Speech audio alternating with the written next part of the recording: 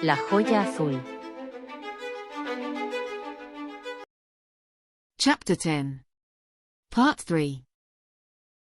The girl knows, she has enormous power, she is the only one worth it in this gang of buffoons. Tell her, use your intuition. Arian closed his eyes and did as the wizard had ordered. Death, he is seriously ill, he lives thanks to him, to black magic, he uses necromancy to lengthen his life, but it is an irreversible process. The girl has a gift. It is an injustice that when a magician reaches his peak, when he can still continue learning, his only impediment is the deterioration of this body, a prison. I am the greatest necromancer in the world, but the price to achieve that immortality is too great, although there is another way to achieve immortality. Divinity. Fedorus for the second time was surprised. Arian had a lot of power, they would have hidden it from his clutches, if it had come into his hands sooner. The jewels of Elaban have the power of a god, an unconditional immortality. You can't be a god, that's impossible. Indeed, that's why I made a deal.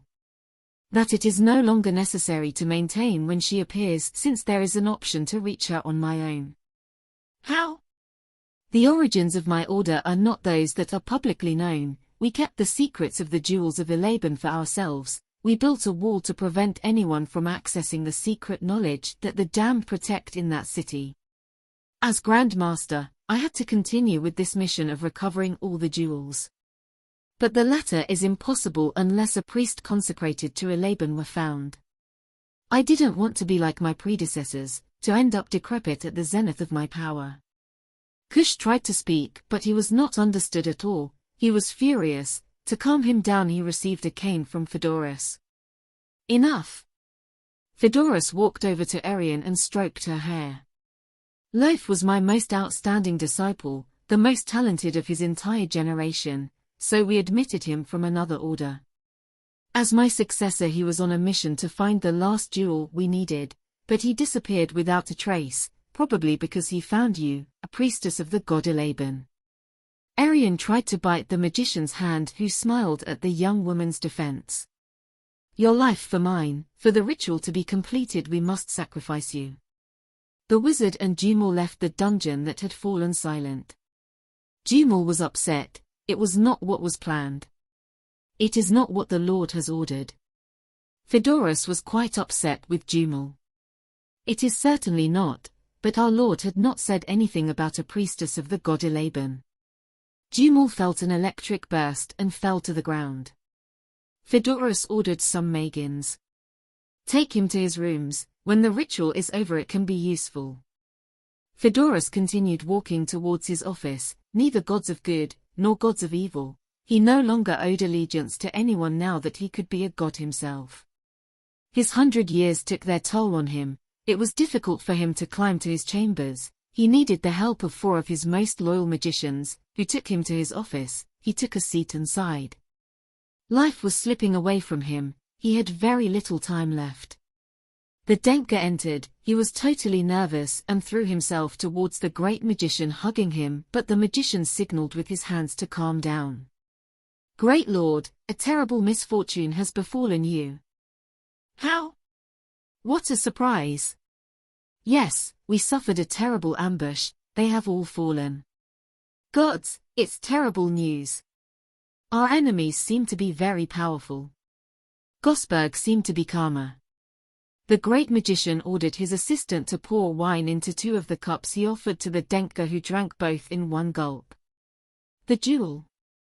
Aris never trusted the council. She thought there was a traitor among one of its members and gave me the jewel for safekeeping. Gosberg pointed to a small leather bag hanging from his belt. You are the best, Gosberg. Your fame is fully deserved. Thank you. You do what you can. Gosberg drank another glass of wine served to him by Fedorus's assistant. Have you spoken to anyone about the unfortunate attack? Not, Your Excellency, with no one. I suspect Ferdinand is the traitor. Ferdinand? How blind we have been. And I was absent from the councils. Gosberg toasted the great magician and drank again. What intelligence! We have to go before the Council of Magicians to denounce that traitor. Yes, that's right. What's going on in Gosberg? Are you okay? No. The Denker fell backwards, began to foam before exhaling for the last time. My lord, it took such a concentrated dose that a tenth would kill a cave giant. Commented his assistant, amazed by the dose of poison. But the great magician ignored him. He was too close to his object to dwell on trifles. Fedorus got up and searched the Denker, taking the bag where the jewel was. Once in his hand, he examined it carefully. It was different from the others.